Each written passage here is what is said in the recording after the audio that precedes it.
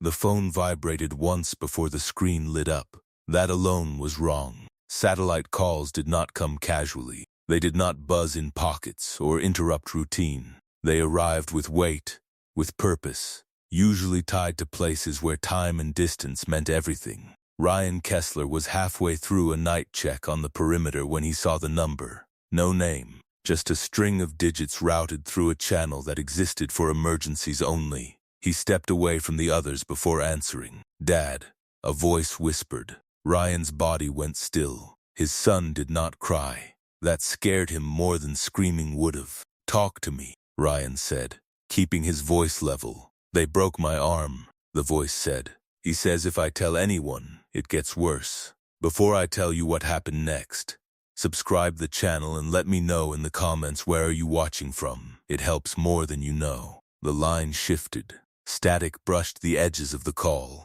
Ryan could hear breathing. Someone else in the room. "Who's there with you?" Ryan asked. A pause. Then another voice took over, calm and amused. "What are you going to do about it, hero?" the man said. "You're not even here." The call ended. Ryan stood there longer than necessary, the night air cold against his face, his pulse controlled only because it had been trained that way. He had spent most of his adult life learning how to slow down when everything inside him demanded speed. His son was 13, smart, quiet, observant in the way kids became when they learned early that attention could be dangerous. Ryan had been deployed for months. Rotational work, maritime interdiction, long stretches of silence broken by short, careful messages home. His ex-wife had assured him everything was fine. Her new partner had smiled easily on video calls, always too relaxed, always watching. Ryan walked back toward the team. He did not explain. He did not raise his voice. "I need emergency leave," he said to his commanding officer. "Immediate." The officer looked at him once, then nodded. Paperwork moved fast when it mattered. Within hours, 12 men from Ryan's unit were standing with him, fully geared, not ordered, not requested, volunteers. No one asked why. They had seen his face. The flight back to California felt longer than any deployment Ryan could remember. He stared out the window while the others reviewed nothing, said little. This was not a mission briefing. It was something else, something personal that still required discipline. They landed before dawn. Southern California greeted them with quiet streets and early light. Palm trees, empty highways, a world that looked calm enough to lie convincingly. Ryan drove straight to the house. He did not knock. His son stood inside the doorway, arm wrapped and held close to his chest, posture tight, eyes scanning behind him before locking onto Ryan's face. Ryan crossed the distance in 2 steps and knelt. "I've got you," he said. The boy nodded once. No tears, just relief so sharp it almost hurt to see. Ryan lifted him carefully, feeling the tension leave his son's body as they moved away from the house. Behind them, someone shouted. Ryan did not turn around. The clinic confirmed what Ryan already knew.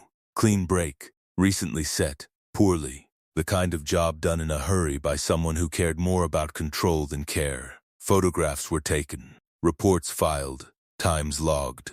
Ryan sat beside his son until the medication eased the pain and sleep finally came. Only then did Ryan step outside. The men were waiting. He did not give a speech. He showed them the medical report. He told them where the house was. He told them there would be no fatalities, no unnecessary damage, no mistakes. 48 hours. That was all it would take. Not because of anger, because of planning. Ryan had worn the uniform long enough to understand the difference between law and justice. One protected order, the other protected people. And somewhere between those two, lines had been crossed that could not be uncrossed. Ryan looked back through the clinic window at his son, sleeping peacefully for the first time in days. Then he turned back to the men who had followed him without question. The quiet work was about to begin, and the people who believed distance made them untouchable were about to learn how wrong that assumption could be. Ryan did not allow anger to dictate the order of things. That mistake got people killed. He sat in the clinic parking lot as the sky lightened, phone balanced on his knee, reviewing what little had already surfaced. Police reports delayed. A prior call marked domestic dispute that went nowhere. A neighbor complaint filed and quietly closed. Patterns hid best when they repeated without consequence. Inside, his son slept under observation, arms stabilized, pain managed. Ryan checked the glass once more before turning back to the men. They stood in a loose half-circle. No weapons drawn, no bravado, just presence. This stays contained, Ryan said. No spectacle, no escalation. A nod passed through the group. They understood restraint. They had practiced it longer than most people practiced speech. Ryan split the work without naming it work. Observation, verification, pressure points that were legal to touch and illegal to ignore. Cameras in public spaces. Schedules posted online by people who believed nothing ever came of them. Businesses that cut corners because no one checked. The man who had taken the call had a pattern of dominance. Loud voice. Controlled rooms. The kind who believed proximity to authority made him immune. He lived in a neighborhood that prided itself on order and quiet. Ryan knew those neighborhoods well. They depended on the assumption that nothing bad ever happened there. They were wrong. The first night passed without incident. That was intentional. Ryan stayed with his son, answering questions without feeding fear. He explained castes, healing timelines, what hurt would fade, and what might ache when the weather changed. He did not explain the men waiting outside. "Are you leaving again?" his son asked quietly. Ryan shook his head. Not for a long time. That answer mattered. At dawn, the men moved, not as a unit, but as individuals who knew how to exist without drawing attention. Their presence was felt only by the people who needed to feel it. Doors opened. Conversations stopped mid-sentence. Confidence slipped. Nothing illegal occurred, but consequences began to stack. A workplace inspection that could not be delayed. A suspended license flagged for review. A complaint reopened because someone insisted on reading the fine print. The system did what it always did when someone finally paid attention. The man called Ryan that afternoon. "You think this scares me?"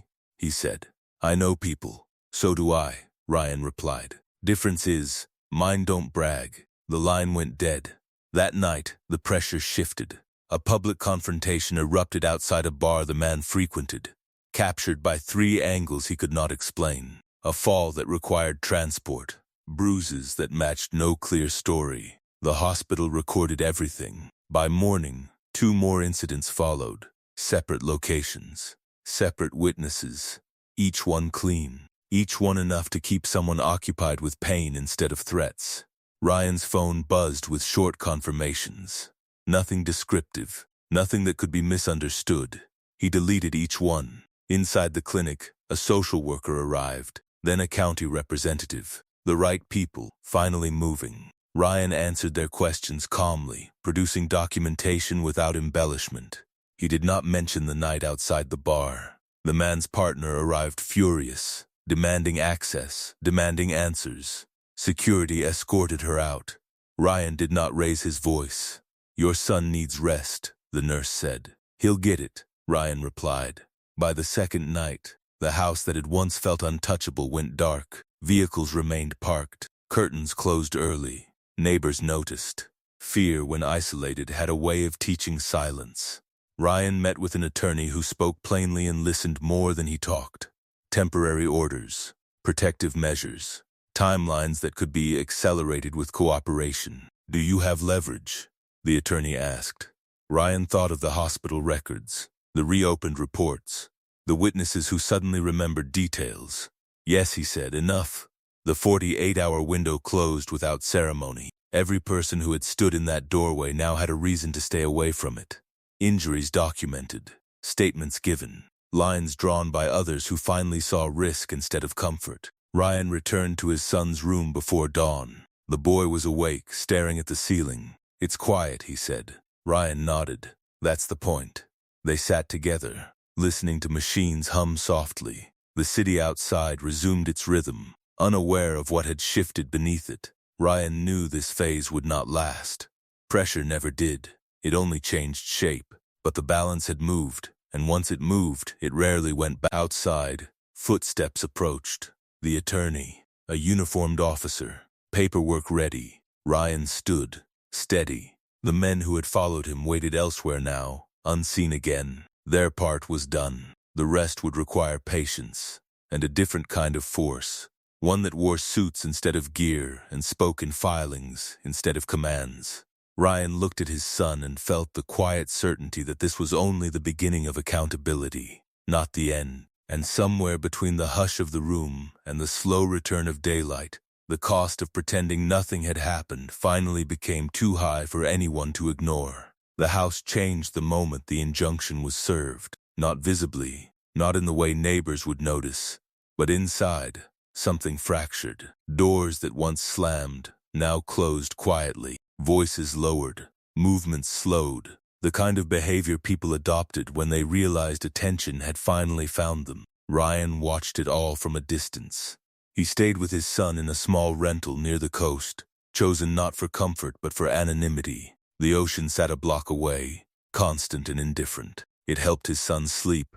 The sound of waves drowned out the memories that tried to surface at night. The cast was adjusted, healing charts updated. The doctor was clear. Recovery would be complete.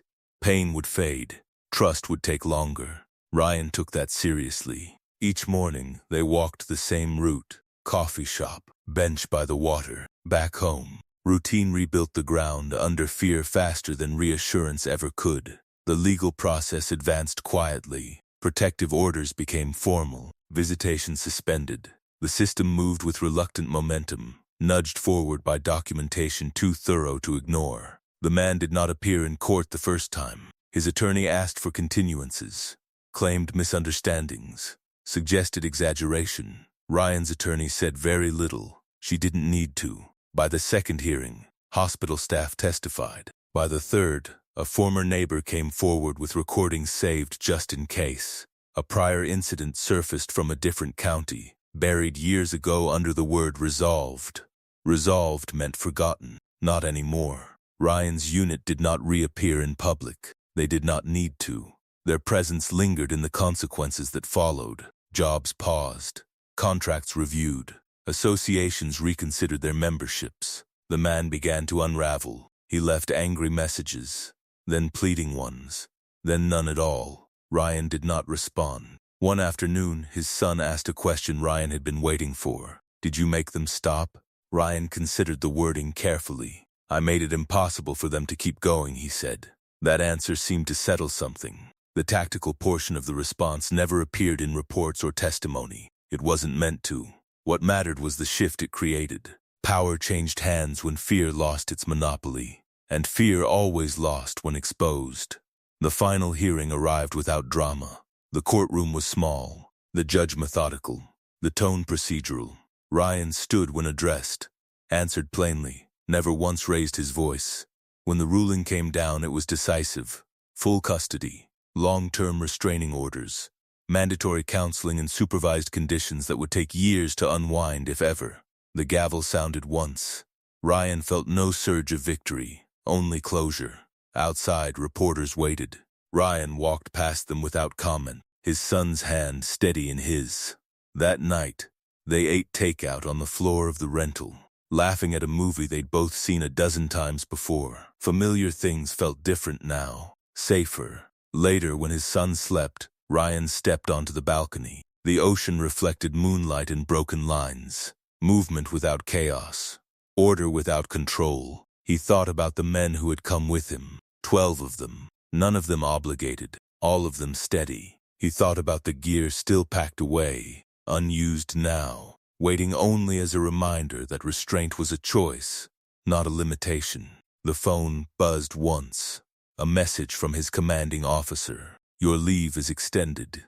Take the time you need." Ryan typed back a simple acknowledgement. He looked inside at his son, breathing evenly, pain finally distant. Somewhere far inland, a man who once believed himself untouchable lay awake, staring at ceiling, replaying moments he could not undo. Ryan did not pity him. He simply moved on. Because justice, when it arrived late, still arrived with weight.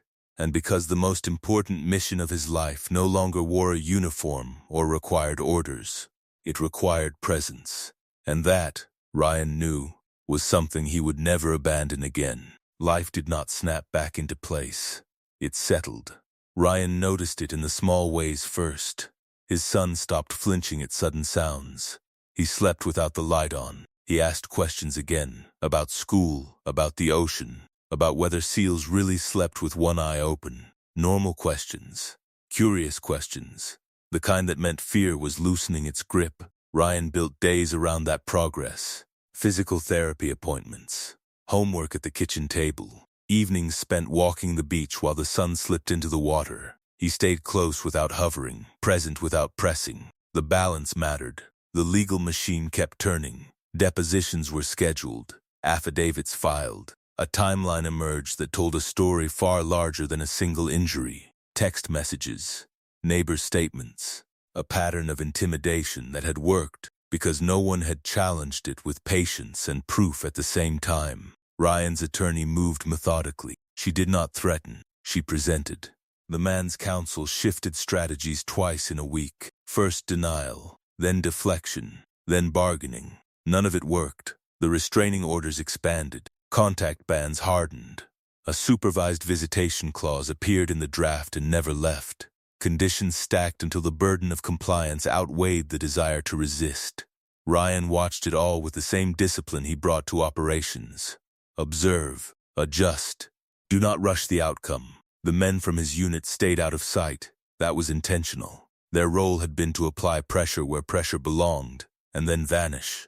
Anything else would have diluted the result. Still, they checked in, not with questions, with certainty. You good? Ryan always answered the same way. We're steady. One afternoon, Ryan drove past the old house without stopping. Curtains drawn, yard unkept. A place that once radiated confidence now felt abandoned by it. He kept driving. There was no reason to go back. At the rental, his son waited with a science project spread across the table. Cardboard glue notes scribbled in careful handwriting. Can you help me test this? He asked. Ryan rolled up his sleeves. They worked until the structure held. Trial, failure, adjustment, success. Ryan smiled at the familiarity of it. Some lessons crossed every domain. That night, after his son fell asleep, Ryan opened a notebook he hadn't touched in years. Not a log, not a plan, just blank pages. He wrote a single line, presence beats distance. Then he closed it. The final court date arrived quietly. No press, no spectacle, just signatures and stamps, and a judge who spoke plainly about responsibility and harm. The ruling was clear. Permanent custody, extended protective orders, mandatory compliance checks that would not be easy to avoid. Ryan thanked the court and left. Outside, the air smelled like salt and sun-warmed pavement. His son squinted up at him. So, we're done? The boy asked. Ryan considered the word. We're safe, he said, and we're moving forward. That answer earned a nod. They moved into a small house closer to the water. Nothing fancy. Clean lines. Windows that let light in, a place that felt open instead of watched. Ryan let his son choose the paint for his room. Blue, like the ocean. Ryan returned to duty in a different capacity. Training, evaluation, mentorship. He wore the uniform less and the responsibility more. The work mattered because the people did. On the last day of the term, Ryan stood in front of a room of operators who knew when to listen without being told. He didn't reference the past. He talked about restraint, about how power without accountability turned brittle, about how discipline was not what you did when someone watched, but what you chose when you could get away with more. A hand went up. How do you know when to stop? Someone asked. Ryan answered without hesitation. When the innocent are safe, nothing more needed saying. At home that evening, Ryan cooked while his son set the table. They ate as the sky darkened and the waves kept their steady rhythm outside. After dinner, they sat on the porch and counted boats in the distance until the air cooled. Ryan felt the quiet settle again, not the tense quiet of waiting, the earned kind. Somewhere else, consequences continued their work. Appeals denied, compliance enforced, a life constrained by its own choices. Ryan did not track it. He had learned that justice did not require witnesses to be complete, only outcomes. As night fell, Ryan stood and stretched, feeling the familiar pull in his shoulders ease. He looked down at his son, already drowsy, leaning into the moment without guarding it. The world had not become gentle, but it had become clear. And clarity, Ryan knew, changed what came next, whether people wanted it to or not. The months that followed were quiet in a way Ryan had almost forgotten existed. Not empty, not fragile, just steady. Mornings began with routine instead of vigilance. Breakfast at the table, a walk to school along streets that smelled faintly of salt and sunscreen. Ryan learned the rhythm of his son's days again. When he talked the most, when he needed space, when silence meant comfort rather than fear. The arm healed cleanly. Physical therapy ended sooner than expected. The doctor smiled when she signed the last form and said what Ryan already knew. Kids were resilient when someone finally stood between them and harm. The legal aftermath finished its work without drama. Appeals were denied, conditions enforced. The file closed with language that left no room for interpretation. Contact prohibited, boundaries permanent, compliance monitored. Ryan did not read the final order twice. He didn't need to. What mattered was already living in the house with him, arguing about cereal brands and asking whether seals really could hold their breath longer than dolphins. Ryan returned fully to duty, but not to the same role. He moved into training and assessment, shaping judgment instead of rehearsing force. He taught the difference between readiness and recklessness, between capability and necessity. The operators listened because the lessons were earned, not announced. On the final day of one course, Ryan closed the door and faced the room. He didn't raise his voice. "You'll hear people say the law is everything," he said. "It isn't. The law is a framework. It keeps order when it works." He paused. Justice is what fills the gaps. When it doesn't, no one spoke. "If you confuse those two," Ryan continued, "you either hide behind rules or burn through them. Neither protects the innocent." A hand went up. "What if the cost is personal?" Ryan nodded. "Then you decide before you're tested. You decide what you're willing to carry." That was the lesson. Not tactics, not gear, judgment. That evening, Ryan picked his son up from school and drove home with the windows down. The ocean flashed between buildings as they passed. At the house they cooked together, nothing complicated, food that didn't demand attention. After dinner, they sat on the porch while the light faded and the neighborhood settled into itself. "Dad," his son said, leaning back in the chair, "are we done being scared?"